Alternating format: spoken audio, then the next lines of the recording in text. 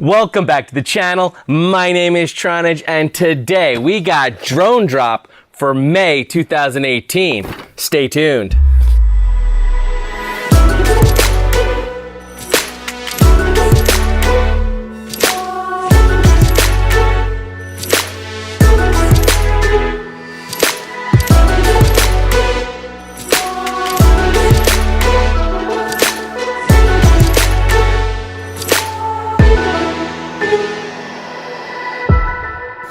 Alright guys, so here's the deal. Drone drop is first to the party for the month of May, and it arrived today. First impressions though, my sticker that I love to cut. They use this just clear circle now. It does have a check next to it though, I don't know what that means. But anyhow, we're gonna get inside, we're gonna do a little unboxing, we'll see what's going on, then we'll talk about it, we'll do a little cost analysis. And hopefully this is going to be good because the Team Black Sheep version, they're not got that exclusive thing like we talked about last box, so we won't cover it. So hopefully there's a lot of goodies in here. It's got a lot of good sound to it. So let's dig in. Come on down. All right, so here we go. We got the tasty goodness. Got my razor blade ready to go. And we're going to cut this little clear plastic sticker. I know I'm like a sticker diva here for cutting purposes, but let's see here. No, that just cuts like tape. So it just cut like tape. It didn't have that cool feeling like that other sticker does. So, I don't know. All right, here comes the unveiling, the unboxing, the reveal. Are you ready? Here we go.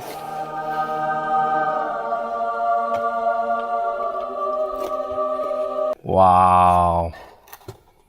All right, so let's dig right in and see what we got here. So starting off, we got some ethics stickers now. And what's neat is that last box, we got the black stickers with the white lettering. Now we have white stickers with the black lettering. So that's kind of cool. Set of the Team Black Sheep stickers. Can't go wrong. Who doesn't like some stickers? Some nice ones in here. Kind of like them. Cool. Okay.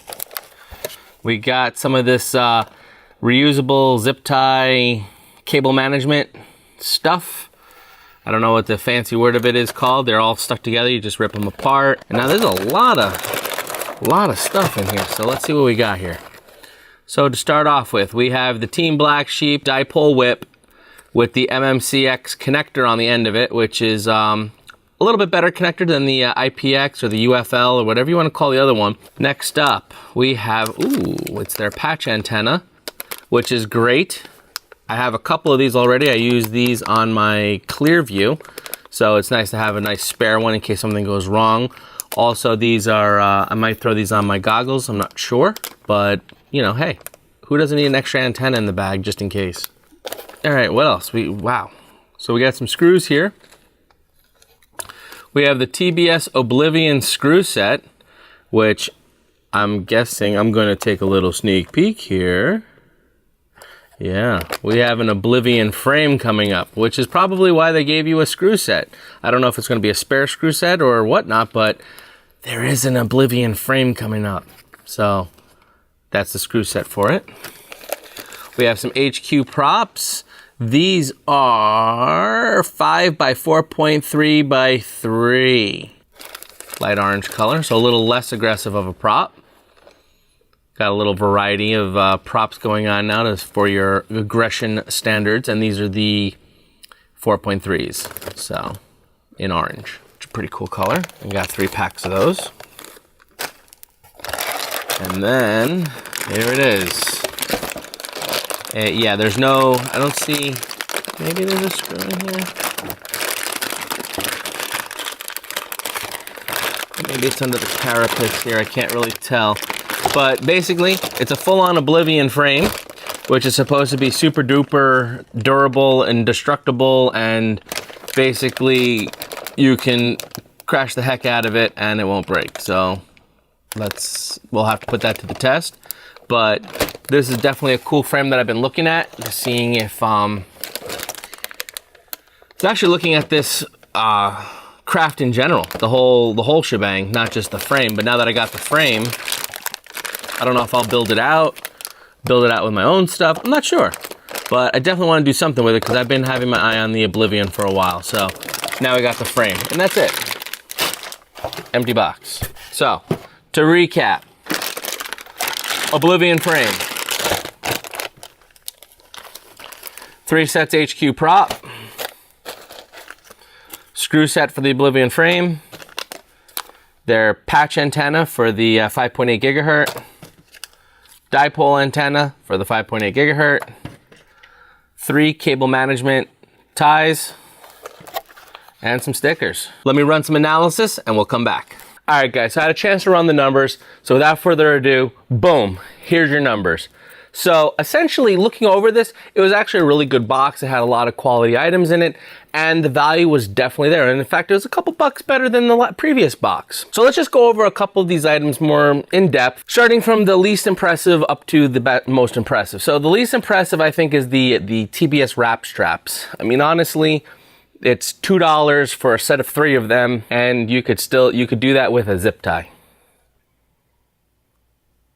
You can buy zip ties for a dime a dozen. That's why I flagged it in orange there on the prices, because that's not a price that I can find the wrap straps for. That's the price of buying a bag of zip ties and dividing it out and figuring out the cost of like 3 zip ties in a bag. They come out to be like maybe a nickel a piece. So for 15 cents, you have 3 zip ties and you're off and running. I don't know necessarily any advantage over the wrap strap versus a zip tie. And I kind of prefer the zip ties because since they're so cheap, you can clip them on. If later on you have a crash, you have to cut it. It's not like you feel like you're being very wasteful. If I know that I spent $2 for 3 of them, and looking at them, I thought they may have been like reusable, but it kind of looks like it would be really difficult to undo it without just cutting it. So I think they might be just like a one-time use deal. So it seems rather expensive and I don't really see any advantage over them. Yes, they are a little bit wider, so it's not putting a pressure point as a zip tie would, but then use 2 zip ties next to each other. And then, you know, it goes to 30 cents instead of $2 for 3 of them. I don't know. So that was sort of like I don't know about. The other item that I had a question about really was the dipole antenna.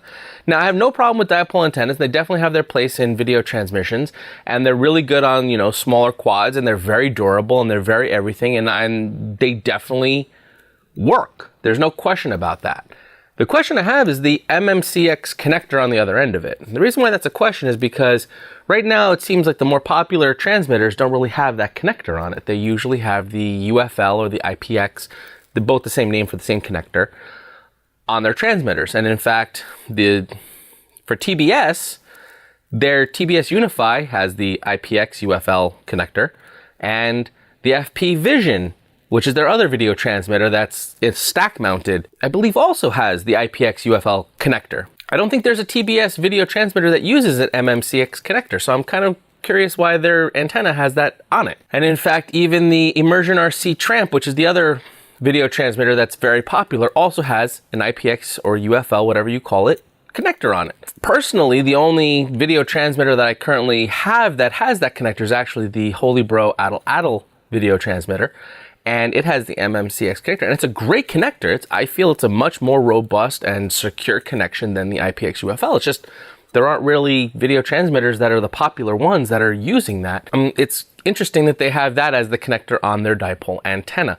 So since I don't really have anything to put it on, it'll probably be sitting for a little while. Now, hopefully down the road, the video transmitters will start adapting to the MMCX connector as their connector on the board, and we can start using these connections because it's a really secure connection. I like it. So I hope like the Unify or the Immersion RC moves to that kind of connection. The 5 dB patch antenna I think is an awesome antenna. I have a lot of experience using them. I actually use them with my TBS version of the Clearview unit, and they get great reception. I love them, and it's nice having another one. If I didn't have those other ones, I would be very thrilled to have received this. So that is it's a quality antenna. It's nice that it's a 5 dB. If you're not familiar, a little quick recap on how antennas work. When you have a patch antenna, they're directional.